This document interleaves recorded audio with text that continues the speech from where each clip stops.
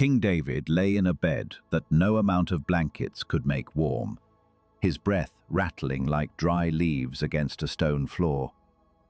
Outside the heavy curtains of the royal bedchamber, the kingdom of Israel was already starting to tear itself apart. Adonijah, the eldest surviving son, and a man who looked every bit the part of a conqueror, didn't wait for his father's heart to stop beating before he declared himself the new ruler. He hired 50 men to run before his chariot, slaughtered sheep and oxen for a massive feast, and invited every power player in the city to toast to his inevitable reign. In the chaos of this coup, a younger, quieter brother named Solomon sat in the shadows of the palace, realizing that his name was noticeably absent from the guest list. He wasn't just being ignored, he was being marked for elimination. This wasn't a political debate or a family spat, it was a death sentence. Solomon didn't enter history as a sage sitting on a throne of gold. He entered it as a replacement child. You have to look at the psychological wreckage of his birth to understand the man he would become. He was the second son of Bathsheba, born after the first child died as a direct consequence of David's most infamous sin. Every time David looked at Solomon, he didn't just see a son, he saw the living memory of his own moral failure.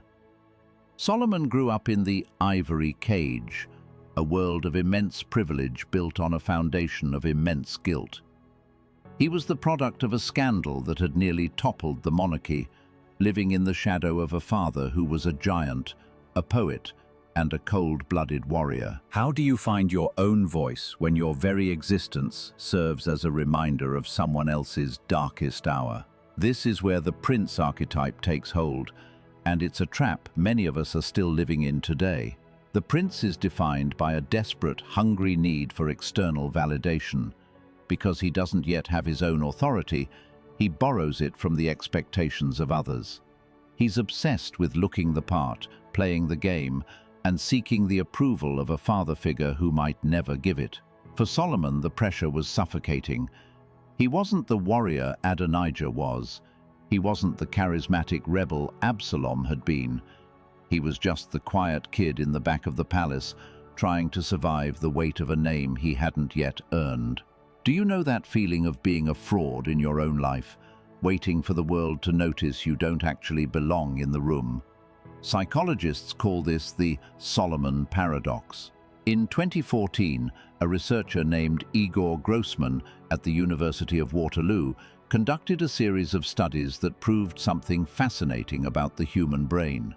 He found that people are remarkably good at giving wise, objective advice to others, but they become almost comically irrational when making decisions for themselves. Solomon lived this paradox before it had a name. He could see the flaws in his brother's ambitions. He could spot the cracks in the kingdom's defenses. But when it came to his own identity, he was blind.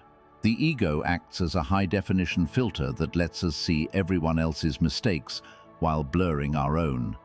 It makes us the hero of a story where we're actually the villain, or worse, a coward. Solomon's first code break wasn't about gaining more information. It was about realizing that his own ego was a blind spot, preventing him from actually governing his life. The breaking point happened at Gibeon.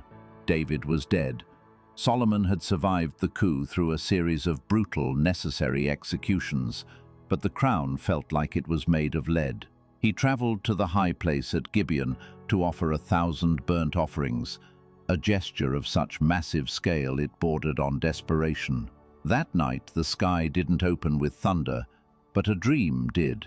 God appeared and gave him the ultimate blank check. "Ask what I shall give thee." If you were a young man who had just narrowly escaped a bloody assassination attempt, what would you ask for? Most of us would go for the throat. We'd ask for the heads of our enemies on a silver platter. We'd ask for a bank account that never hits zero. We'd ask for a legacy that lasts 10,000 years. But Solomon's response was a total collapse of the ego. He didn't ask for power. He didn't ask for gold. He looked at the vast responsibility of the throne and admitted, "I am but a little child. I know not how to go out or come in." This is the most important sentence in the entire Solomon narrative. It's the sound of a man finally letting go of the prince mask. He stopped trying to prove he belonged and admitted he was completely out of his depth. He asked for a hearing heart, a shama heart. In the original Hebrew, this doesn't just mean listening. It means a heart that can discern the true nature of reality beneath the surface of things.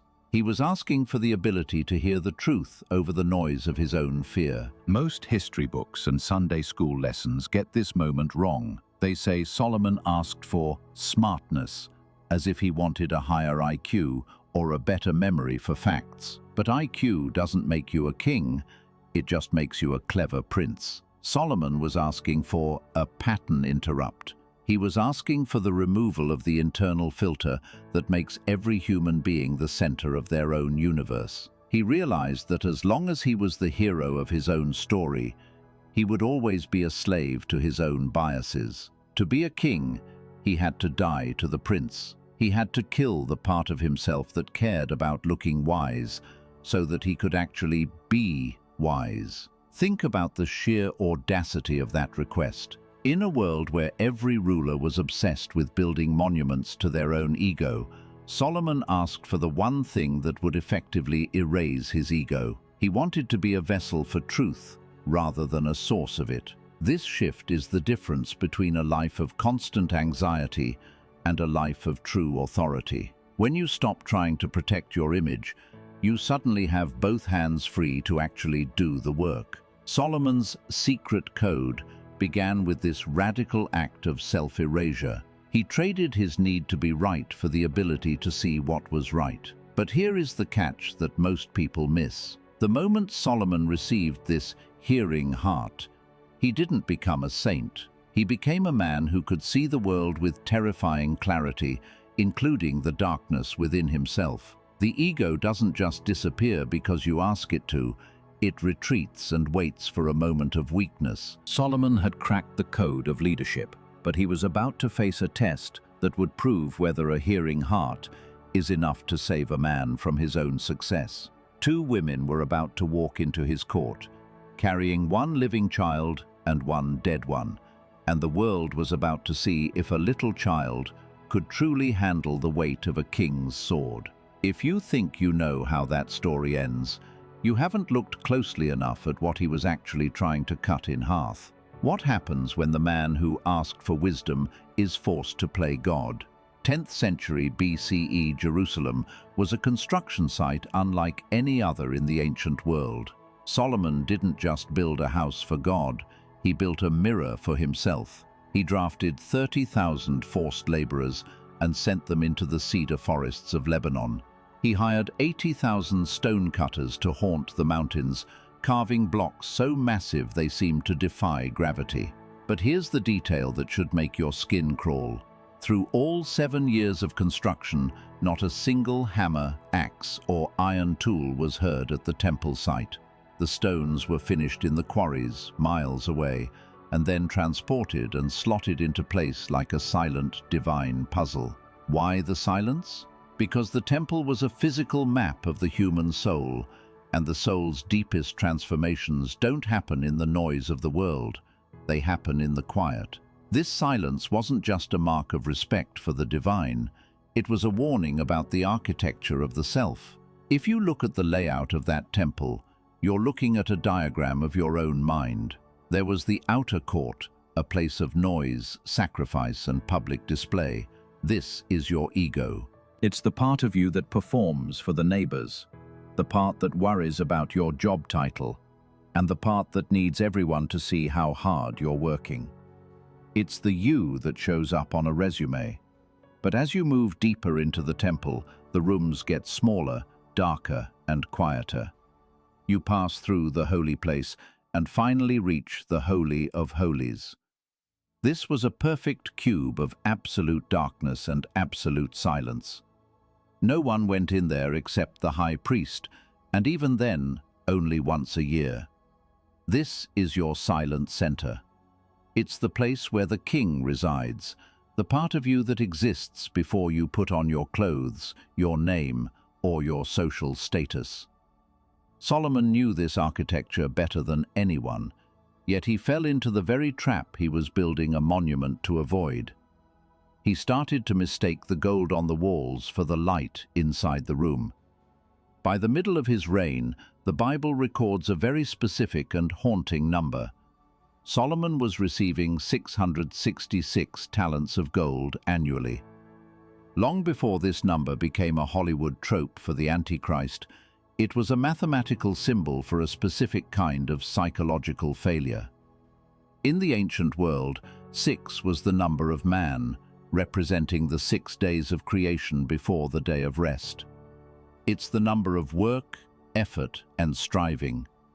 Triple it, and you get 666, the ego's ultimate dream of perfection through pure accumulation.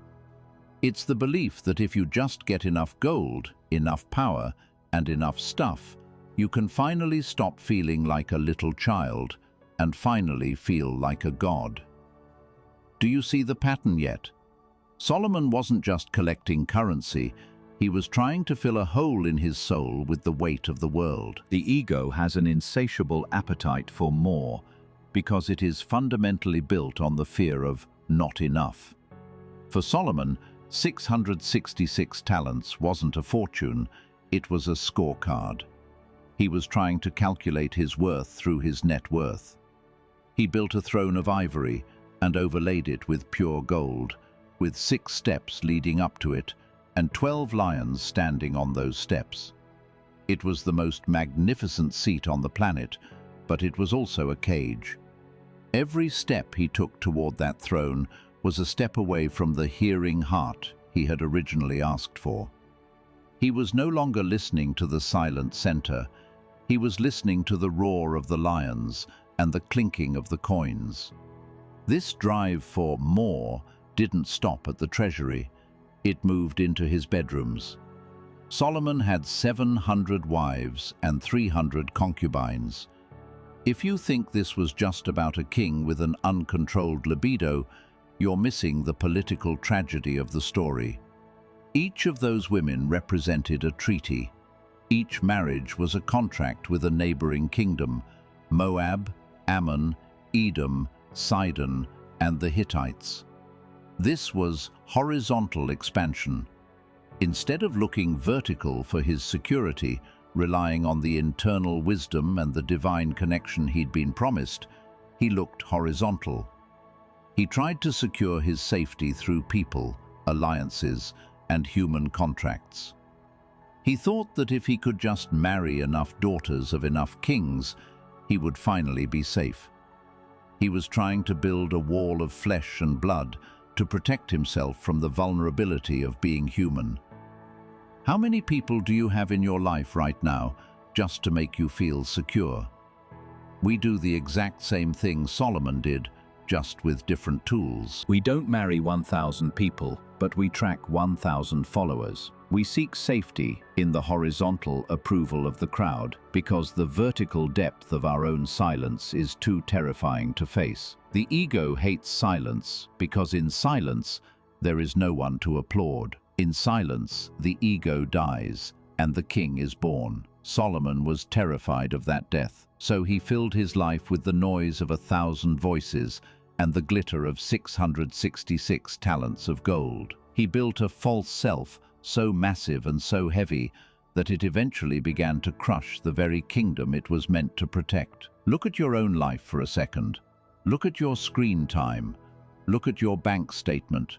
Look at the way you curate your public image. That ivory throne Solomon built, you're building it right now on Instagram. You're building it every time you prioritize how your life looks over how your life feels. We are all architects of our own false selves. We spend our lives finishing stones in the quarry, hoping that when we slot them together, they'll finally make us feel whole. But the secret Solomon missed, the secret he learned too late, is that the gold on the walls doesn't matter if there's no one home in the Holy of Holies. The tragedy of Solomon is that he became a slave to his own success. The 30,000 laborers he drafted weren't just building a temple, they were a reflection of how he was working his own spirit to death. He had become a stonecutter of his own soul, hacking away at his peace to provide for his prestige. He was the richest man on earth, yet he was becoming the most impoverished internally. He had reached the pinnacle of horizontal achievement, but he was starving for vertical depth. He had the gold, the women, and the fame, yet the hearing heart was starting to grow faint, drowned out by the sound of his own greatness. He was about to learn that when you play God, you eventually have to face the one thing God never has to deal with, the consequences of being wrong. What happens to a man when his more finally turns into too much? What happens when the weight of the gold becomes so heavy it breaks the floor of the temple? Solomon was about to find out that the ego's greatest victory is also its final execution. He had built the perfect cage, and now he was about to realize he was the only one locked inside. The question wasn't whether he could keep the gold, but whether he could survive the person he had become to get it. If the temple was a mirror, what did he see when he finally looked at his own reflection? He saw a man who had everything, but possessed nothing. And that's when the real trouble started. That's when the silence of the temple site was finally broken, not by the sound of a hammer, but by the sound of a heart breaking under the pressure of its own crown. Can a king survive his own kingdom, or is the weight of the crown designed to snap the neck of the man who wears it?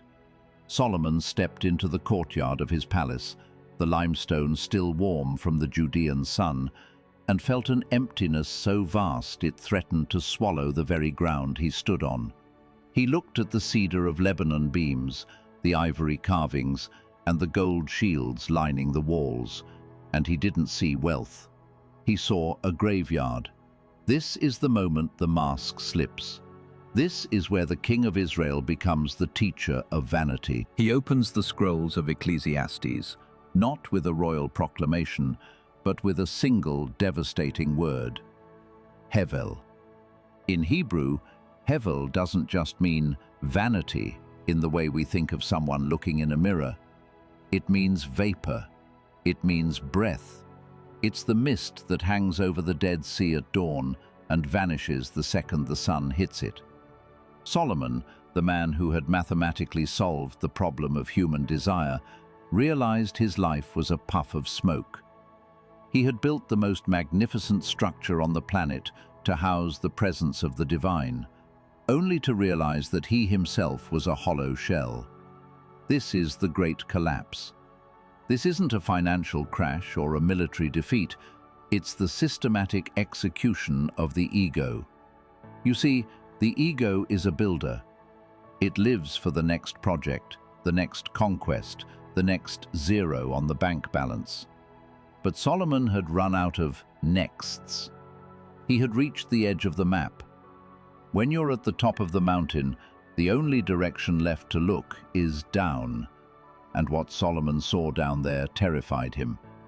He saw the old Solomon, a man whose skin was beginning to sag and whose joints ached despite the silk sheets he slept on. He realized that the ego has one fatal flaw. It cannot defeat time. It can build a monument, but it can't stop the wind from turning that monument back into sand.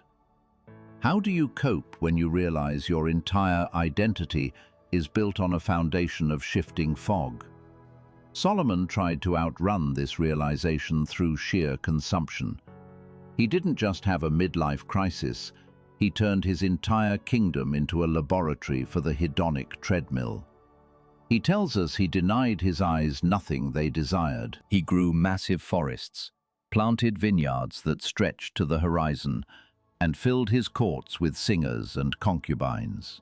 He had 700 wives and 300 concubines. Think about the logistics of that for a second. That isn't love. That's an attempt to fill a hole in the soul with a mountain of bodies. He was trying to find a version of himself that felt permanent.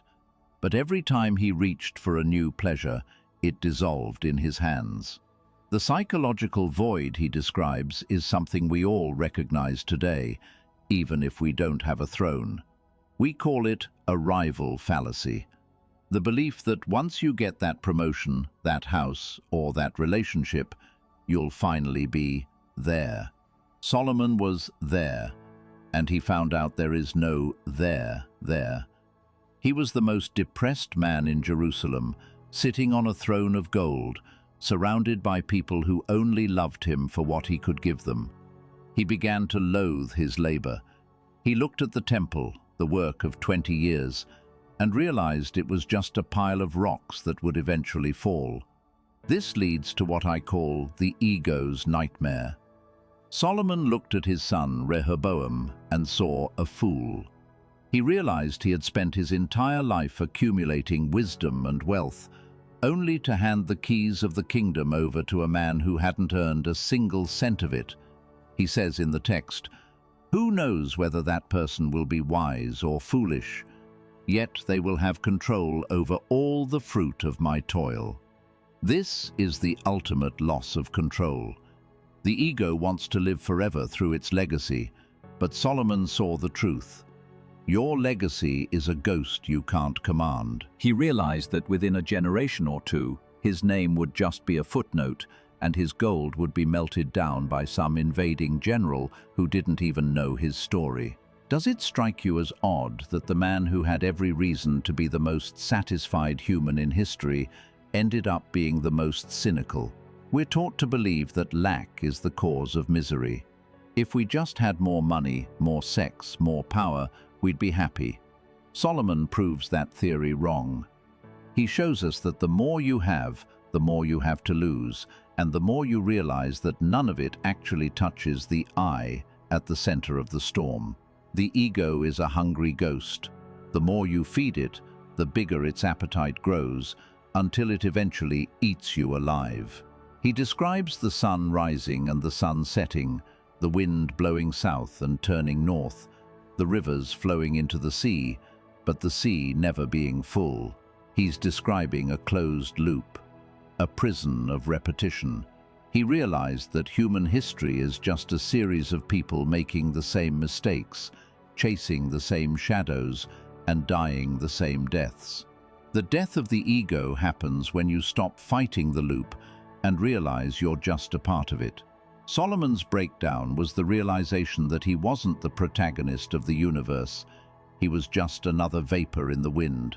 He tried wine to numb the pain, but the hangover only brought the silence back louder.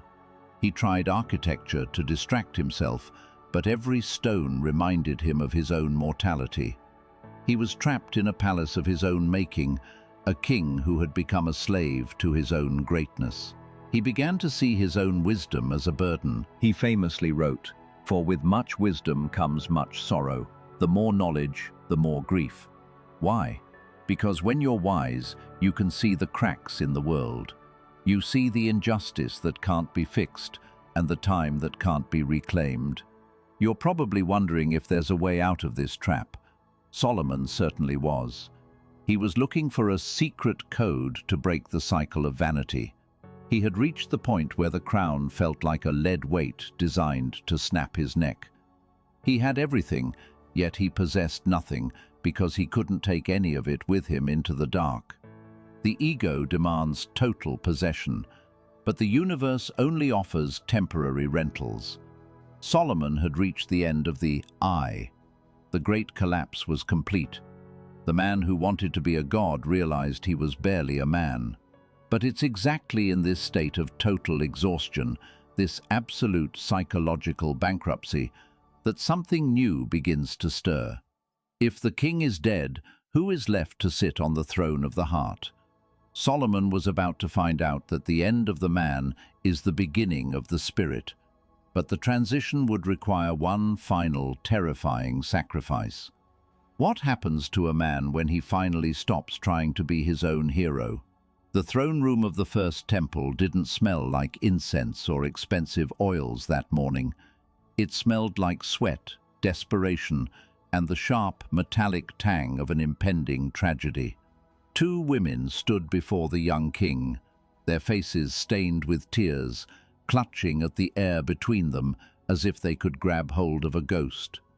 Between them lay a single living infant. Behind them lay a shadow, the memory of a second child who hadn't survived the night. This is the moment history remembers, the scene that defined Solomon's reign for 3,000 years. But we've been reading it wrong. We've been treating it like a clever legal trick, a bit of ancient CSI work. It wasn't. This was an initiation. It was the moment the I died and the king was born. You see, the ego is a parasite of possession. It doesn't actually care about the well-being of the thing it claims to love. It only cares that it belongs to me. One woman in that room was a mother. The other was an owner. When the second woman's child died in the dark of night, her first instinct wasn't grief, it was replacement. She didn't want a child. She wanted the status of motherhood. She wanted the result without the connection. She represents that part of your psyche that demands credit, demands titles, and demands that the world acknowledges your ownership of your successes. When you're trapped in the prince stage of your development, you're constantly fighting over who gets the credit for the baby. You're terrified of being seen as a failure, so you'll steal someone else's life just to keep up appearances. Solomon sat on the ivory throne and watched them. He didn't look at the baby first. He looked at the women. He was looking for the secret code of the heart. He knew that knowledge, the raw data of who gave birth to whom, wasn't enough. He needed discernment. Knowledge is about facts. Discernment is about spirits. He saw two identical claims, two identical stories, and two identical sets of tears. How do you tell the difference between a soul that loves and an ego that possesses? You bring out the steel. "Bring me a sword," he said. The room went cold. Can you feel the shift in the atmosphere? The guards didn't move at first. This wasn't how a good king was supposed to act. A king is supposed to be a protector, not a butcher. But Solomon wasn't interested in being a good man anymore. He had already moved past the need for the world's approval during his dark night of the soul. He was operating from a different frequency now. He ordered the soldier to draw a blade and split the living child in half. Give one half to the first woman and one half to the second. It was a terrifying, irrational, and violent demand. It was also the only way to reveal the truth. The king archetype is defined by the sword of truth. This isn't a weapon used to kill enemies. It's a tool used to cut through illusions. To find the real mother, Solomon had to threaten the very thing they were fighting over. He had to create a situation where ownership became synonymous with death. This is the kicker. The ego would rather see the project, the relationship, or the dream destroyed than see it belong to someone else. The false mother agreed to the terms. "Neither mine nor yours shall he be," she said. "Divide him." Read those words again. That is the voice of the ego. It's the voice that says, if I can't have the promotion, nobody should. If I can't be the hero of this story, let the whole thing burn. It is the ultimate expression of the I. It would rather possess a corpse than lose a living child to another. But the real mother, the one who had birthed the life within her, screamed out for the child to be given to her rival. "Give her the living child," she cried, "and by no means slay him." In that moment, she surrendered her claim. She gave up her right to be called mother. She chose the life of the child over her own ego's need to possess it. This is the shift from possession to stewardship. The prince wants to own the baby because the baby is his trophy. The king wants the baby to live because the baby is a gift to the future. Solomon didn't need to swing the sword because the sword had already done its work in the hearts of the women. It had cut away the mask. By being willing to lose the child to save it, the true mother proved she was the only one fit to raise it. And by being willing to look like a monster to find the truth, Solomon proved he was fit to rule a nation. Why does this matter to you right now, in your own life? Because you are currently holding on to something, a business, a relationship, an identity, that you are terrified of losing. You think that your grip is what keeps it alive. You think that if you let go, if you stop claiming "this is mine," the whole thing will vanish. But Solomon's Code tells us the opposite. True power is found only when you stop trying to possess it. The moment you are willing to let the dream live without you getting the credit, you become the king of that dream. Think about the projects you're working on. Are you the mother who wants the child to live? Or are you the owner who just wants to win the argument? Most of us spend our lives playing the part of the false mother. We'd rather divide our time, our energy, and our integrity than admit we aren't in control. We want the half-life of a divided heart. Solomon's secret is that life cannot be divided. It's all or nothing. You either serve the life of the situation or you serve your own image. The people of Israel heard about the judgment, and they feared the king. Not because he was a tyrant, but because they realized he could see through them. He had bypassed the intellect and gone straight for the marrow. He had discovered that the birth of the king happens at the exact moment you realize that nothing belongs to you. You are simply a steward of the breath moving through your lungs and the opportunities crossing your desk. When you stop trying to be the hero of your own story, you finally have enough clarity to actually lead. But here is the terrifying part of the code. Solomon had the baby, he had the wisdom, and he had the awe of his people. He had successfully transitioned from the ego-driven prince to the spirit-led king. The great collapse was over, and the new structure was rising. But as the gold began to pile up in the treasury and the cedar beams of the temple began to rise toward heaven, a new danger emerged. It's the danger that comes when the king forgets that the sword he holds isn't his own. What happens when the man who mastered the ego starts to believe his own press? What happens when the steward starts to think he's the owner again? Solomon was about to build the most magnificent structure the world had ever seen, but in the shadows of the limestone and gold, a familiar ghost was waiting to reclaim its throne. Is it possible to reach the pinnacle of wisdom and still lose your soul to the very things you've mastered? Archaeologists digging through the dust of northern Israel at the site of Megiddo unearthed something that seemed to confirm the biblical legend.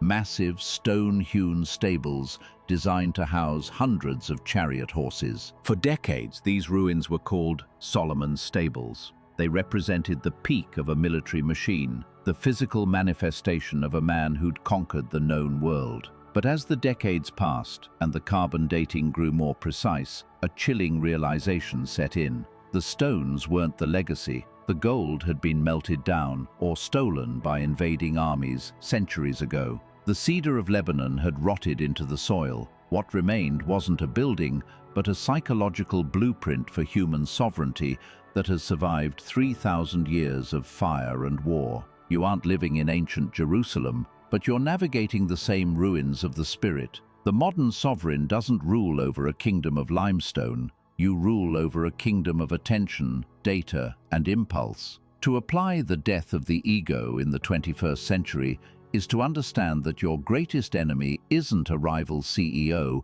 or a collapsing market. It's the version of yourself that still thinks it's the center of the solar system. When you move from being a slave to circumstance to a king of the inner state, you're performing the same ritual Solomon mastered before he lost his way. You're deciding that your internal weather doesn't have to match the storm outside. Think about the last time someone insulted you or a project you poured your soul into failed. Did you react like a servant, or did you respond like a king? A servant is reactionary. A servant lets the external world dictate his heartbeat. But the sovereign understands that the I who feels the sting is just a ghost. When that ghost dies, the king is born. This isn't just ancient mysticism, it's the highest form of mental toughness. It's the ability to stand in the middle of a chaotic boardroom or a failing relationship and realize that your worth isn't tied to the outcome, but to the quality of your presence. How many times have you let a single negative comment ruin an entire week of progress? That's the ego trying to reclaim its throne. It wants you to stay small, reactive, and offended. Solomon's Code demands something different. It demands that you recognize the vapor of the moment and refuse to be swept away by it. This brings us to the final proverb, the one that acts as the master key to the entire code. He who rules his own spirit is greater than he who takes a city. Modern neuroscience is finally catching up to this 3,000-year-old insight. When you look at the prefrontal cortex, the part of the brain responsible for impulse control and long-term planning, you see the biological seat of the sovereign. The amygdala, that ancient lizard brain center of fear and rage, is the seat of the slave. Every time you choose silence over a sharp retort, or discipline over a cheap dopamine hit, you're strengthening the neural pathways of the king. Solomon wasn't just talking about being a nice person, he was talking about the mechanics of power. If you can't regulate your own nervous system, you're a liability to your kingdom. A man who can conquer a city but can't conquer his own temper is just a child with a sword. He's dangerous, but he isn't a leader. This aligns perfectly with modern Stoicism. Marcus Aurelius and Epictetus would have recognized Solomon as a kindred spirit. They knew that the only thing we truly own is our faculty of choice. Everything else, wealth, reputation, health, is on loan from the universe. If you build your identity on things you can lose, you're building on sand. We have to return to the center. We have to return to the image of the temple. In the beginning, Solomon built the temple as a house for the divine, a place where the human ego was meant to be sacrificed. But as he aged, he started building temples to other gods, gods of pleasure, gods of status, gods of more. He forgot that the king is only born when the I is no longer the center of the universe. When you make yourself the center, the world becomes a very small, very lonely place. But when you become a servant of the truth, your world becomes infinite. The temple isn't a building in Jerusalem, it's the space between your thoughts. It's the silence where you decide who you're going to be. If you're still trying to win at life so you can feel superior to others, you're still a slave. You're just a slave with better toys. The true sovereign doesn't need to win because he's already stopped playing the ego's game. He knows that the gold is just yellow dirt and the praise is just moving air. Here is the final insight, the one that makes Solomon's story different from every other great man biography in history. Solomon's life wasn't a success story because he was rich or wise or powerful. It was a success story because he documented his failure so clearly that we wouldn't have to repeat it. He wrote Ecclesiastes as a warning from the finish line. He's the billionaire telling you that the money won't fix your soul. He's the genius telling you that your intellect won't save you from sadness. He didn't hide his mistakes. He didn't airbrush his legacy. He left behind a record of what happens when a king stops ruling his spirit and starts trying to rule the wind. The king isn't the man who never falls. There's no such thing as a human who doesn't stumble into the trap of the ego. The true king is the man who sees the vapor for what it is, fleeting, temporary, and ultimately empty, and stands anyway. He does the work because the work is worth doing, not because he needs the applause. You've spent your life trying to build a kingdom. You've chased the grades, the titles, the followers, and the security. But look at the stones of Megiddo.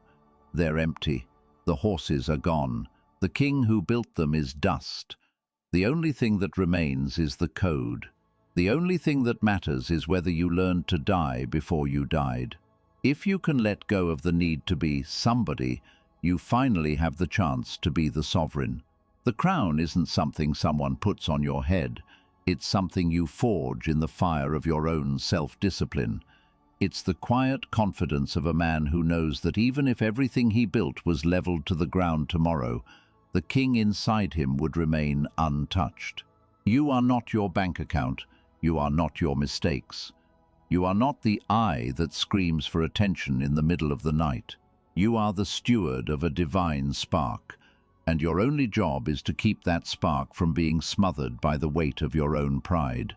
The limestone crumbles, the gold vanishes, the vapor disappears, But the man who rules his own spirit is still standing in the ruins, smiling at the sun. The throne is empty, and it's waiting for you to stop trying to own it and start deserving it.